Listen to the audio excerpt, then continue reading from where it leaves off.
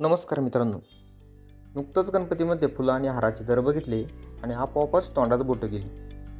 मित्रांनो, हिंदू धर्मातले काही महत्त्वाचे सण म्हणजे गणपती, नवरात्र, दसरा आणि दिवाळी. आणि या सणांच्या वेळी सर्वात जास्त मागणी असणारी फुलं म्हणजे झेंडूची फुलं. आता गणपती उरकले असले तरी येणाऱ्या दसरा दिवाळीसाठी अनेक लोक झेंडूची फुलं लागवड करत असतात. तर काही जण यामध्ये नव्याने सुद्धा येत असतात.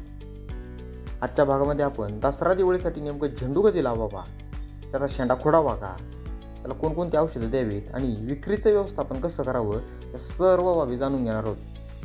चला तर मग सुरू करूया या झेंडूच्या प्रवासाला. नमस्कार मित्रांनो, मी सिद्धार्थ आणि तुम्ही बघताय उत्कृषी. मित्रांनो, सर्वात महत्त्वाचं म्हणजे या दसरा दिवाळीसाठी झेंडूची लागवड कधी करावी. मात्र तुम्ही स्वतः रोपं बनवणारे ते नर्सरीतून रोपं मागवणार यानुसार सुद्धा लागवडीचा टाईम हा बदलत असतो.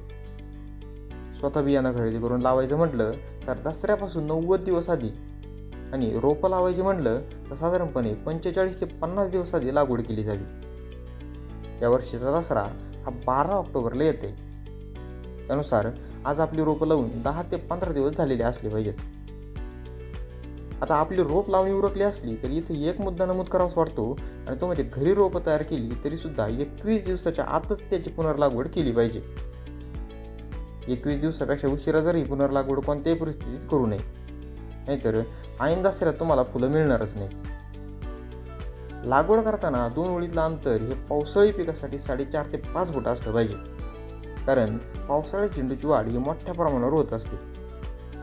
तर इतर ऋतूमध्ये 3.5 ते 4 फुटाचं अंतर जर ठेवलं तरी देखील चालू शकते.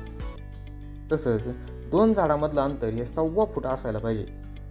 त्यानुसार इतर हंगामात एकरी 6,000 तर पावसाळ्यात 5 ते 5,500 झाडं बसतात. साधारणपणे 3 रुपयाच्या आसपास आपल्याला झेंडूचं रोप मिळत असते. तसंच लागवड करण्याच्या आधीच मार्केटचा सर्वे सुद्धा करायला पाहिजे, नाहीतर मागच्या वर्षी झेंडूला काही चांगला भाव मिळाला नाही. त्यामुळं सगळीकडे किती लागवड आहे आणि यावर्षी पाऊस कसा आहे या बाबी सुद्धा लक्षात घेतल्या पाहिजेत. साधारणपणे एक असं निरीक्षण आहे की ज्या वर्षी चांगला पाऊस होईल त्या वर्षी झेंडूला चांगला भाव राहत असतो. झेंडू पिकातला सर्वात महत्त्वाचा प्रश्न म्हणजे लागवड झाल्यानंतर त्याचा शेंडा किंवा कळी ही खुडायची का, आणि जर खुडायची तर कधी. झेंडूच्या फांद्याची चांगली वाढ व्हावी यासाठी ही कळी किंवा मधला शेंडा जो असतो तो खुडला जात असतो, जो रोपं लागवडीच्या 21 ते 25 दिवसाच्या दरम्यान खुडायला पाहिजे. आता रोप लावणी झाली का दुसऱ्या दिवशी आळवणी करणं सुद्धा महत्त्वाचं ठरतं. त्यासाठी 19-19-19 ह्युमिक ॲसिड आणि एखादं बुरशीनाशक एकत्र करून झाडाच्या मुळाला त्याची आळवणी केली पाहिजे. तुमच्याकडं जर ड्रीप असलं तर ड्रीपमधून सुद्धा आळवणी केली जाऊ शकते. त्यानंतर रोपं लावल्याच्या 8 ते 9 दिवसानंतर बुरशीनाशक आणि 12-61-00 ही दुसरी आळवणी, तर 15व्या दिवशी केम्ब्रिज नावाचं टॉनिक फवारलं पाहिजे. रोपा लागवडीच्या 20व्या दिवसानंतर 19-19-19 आणि ह्युमिक ॲसिड एकत्र करून त्याचा एक चांगला फवारा घेतला पाहिजे. आता सगळ्यात महत्त्वाचं म्हणजे खत व्यवस्थापन. जमिनीची मशागत करतानाच जमिनीमध्ये चांगलं शेणखत मिसळायला पाहिजे. शेणखत हे चांगलं कुजलेलं असलं का त्याचा रिझल्ट सुद्धा चांगला भेटतो. त्यानंतर रोपं लागवडीच्या वेळी आपण कोणतंच खतं टाकणार नाही. पुढं 25 ते 30 दिवसानंतर म्हणजे शेंडा खुडणीच्या 4 ते 5 दिवसानंतर रासायनिक खतामध्ये 10-26-26 आणि मॅग्नेशियम सल्फेट हे खतं मुख्यतः असायलाच पाहिजे. हे खतं टाकल्यानंतर आपण झेंडूच्या मुळांना मातीचा आधार देणार आहोत. तुम्ही जर ड्रीपच्या किंवा आळवणीच्या माध्यमातून विद्राव्य खतं देणार असाल तर मग यावेळेला खतं टाकण्याची काही गरज नाही. झेंडू पिकामध्ये फारशा फवारण्या करणं गरजेचं नसलं तरी टॉनिक आणि विद्राव्य खतं आपण या फवारणीतून सुद्धा देऊ शकतो. झेंडूची चांगली वाढ व्हावी याकरता सुरुवातीलाच नेटसर्फचं केम्ब्रिज औषध फार महत्त्वाचं ठरतं.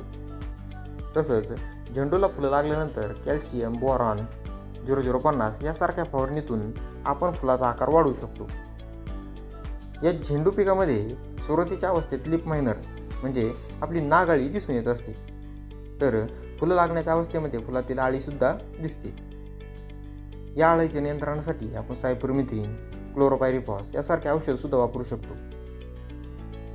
झेंडू काढायला आल्यानंतर पायऱ्या 1 ते 2 तोड्याला फुलाची क्वालिटी काही चांगली नसते किंवा क्वालिटी थोडीशी डाऊन असते. पण तिथून पुढे दसऱ्याला सुरू झालेली फुलं दिवाळीनंतर सुद्धा चालत राहतात. त्यामुळं चांगलं उत्पन्न मिळत असतं. एका झाडापासून 1.5 ते 2 किलो जरी म्हटलं तर 80 ते 100 क्विंटल उत्पन्न एका एकरातून निघतं. त्यामुळं या झेंडूच्या फुलाची लागवड फायद्याची समजली जाते.